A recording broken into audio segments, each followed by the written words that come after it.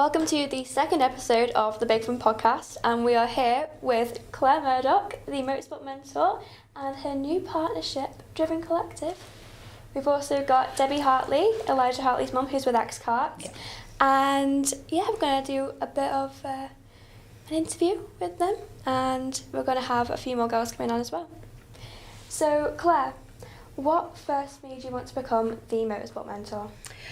Well, I'd worked in motorsport for around about 10 years, and my biggest frustration was I came across some of the most talented drivers there was on the grid, but they didn't have any sponsorship. They didn't have the funding to allow them to race.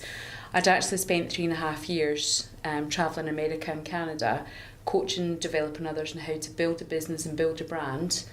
And I took all that, everything that I'd learned whilst I was travelling, and put it into motorsport.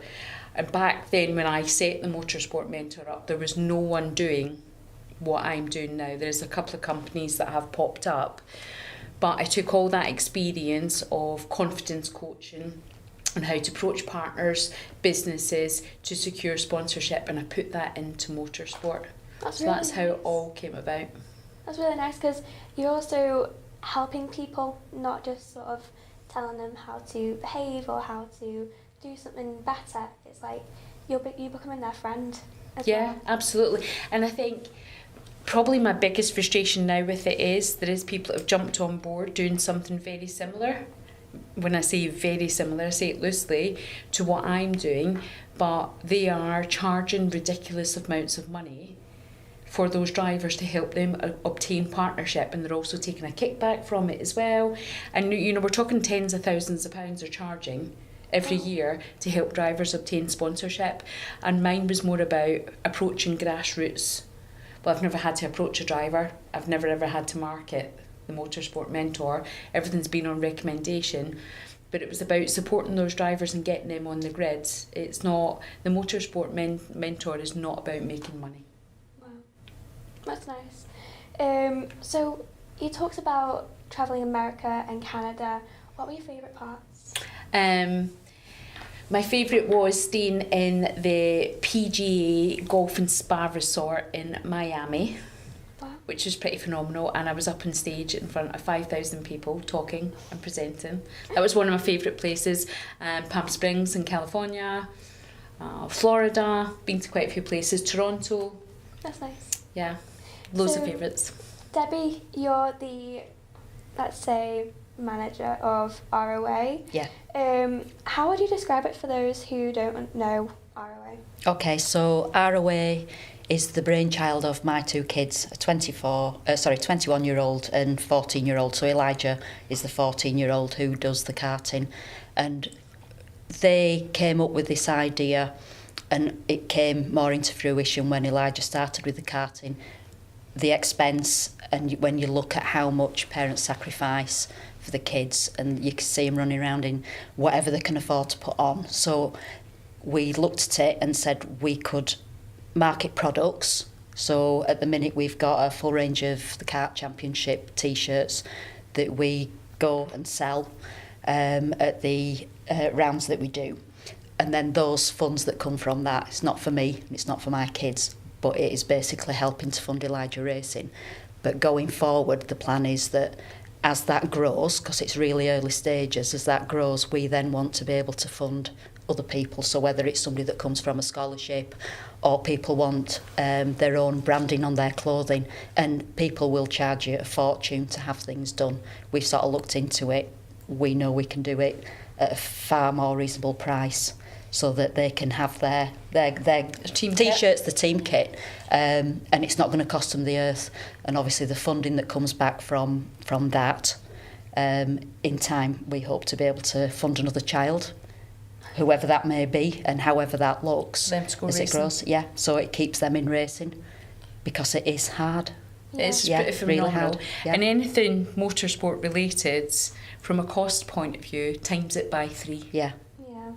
Regardless of what it is, whether it's a t-shirt, a jacket, a hoodie, buy it in the shop, it's what a price.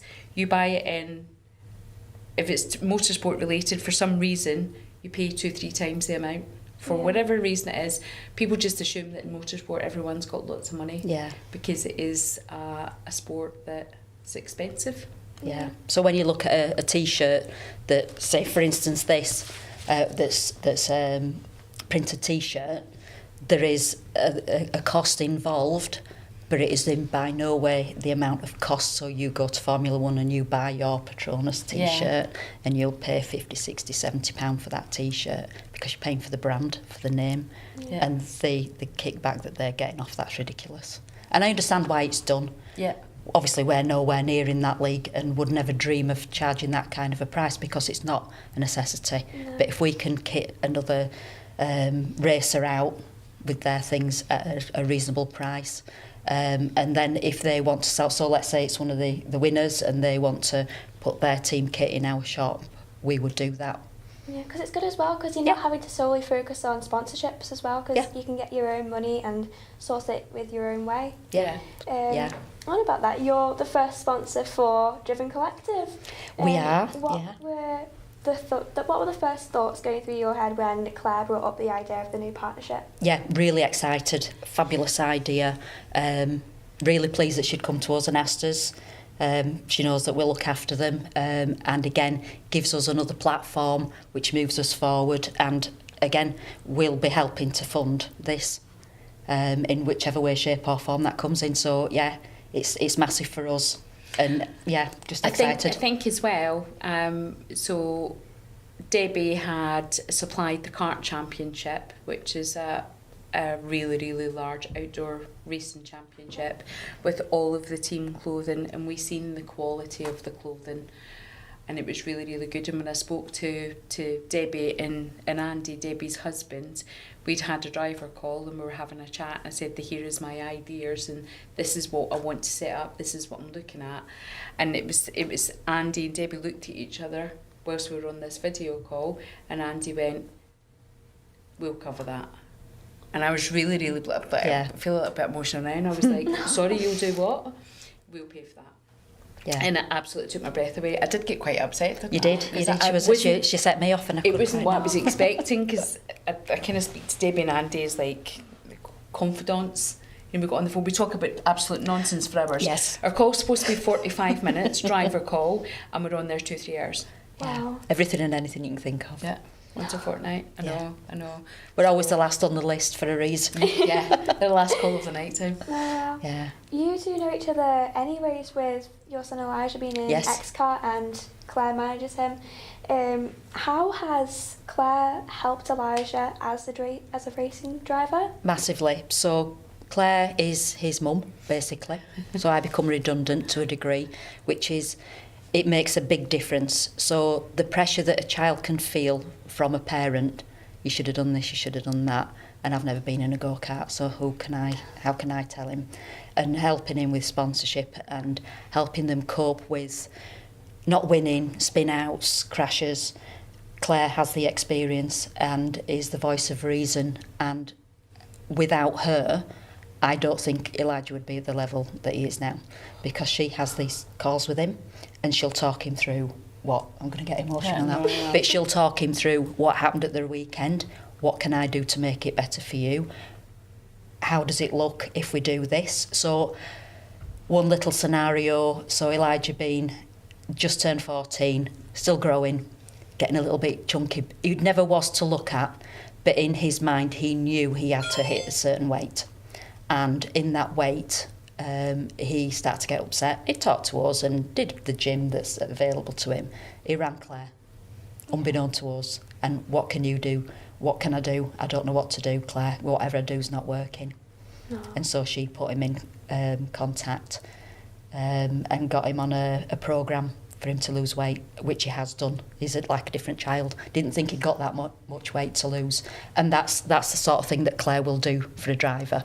That she does the things that the kid probably can't approach the parent for or doesn't know how to. He openly talks to her about things that he probably wouldn't dream of talking to us about. Yeah. And then there's the sponsorship things, what about this, how does this look? Puts us in connection with people that I can't do that, but I know somebody that can. There's always somebody that she knows that will sort things out for you. So makes a massive difference having that support. And the amount of kids that you manage as well, you've got over 40 drivers that you coach and manage as well, so it's a big Absolutely. job. Do you know it is, but I don't see the motorsport mentor as a job. Right. It really isn't a job. It's, you know, I choose who I work with, and you know, I've just recently taken on Morgan Kids as another motorsport mentor, so there's 2 of us now to help out, but we don't see it as a task or, oh, I've got to go to work tonight. It is, I choose the people, the drivers that I want to work with, and I choose to surround myself with people that we're all going to lift each other up and go on a journey together. That's nice. So we've got Morgan and Maggie on in a second as well. You'll be on in another while, and hopefully you'll come back for some games in a minute as well. Lovely, thanks very much. Thank you. Cheers, darling. Thank you.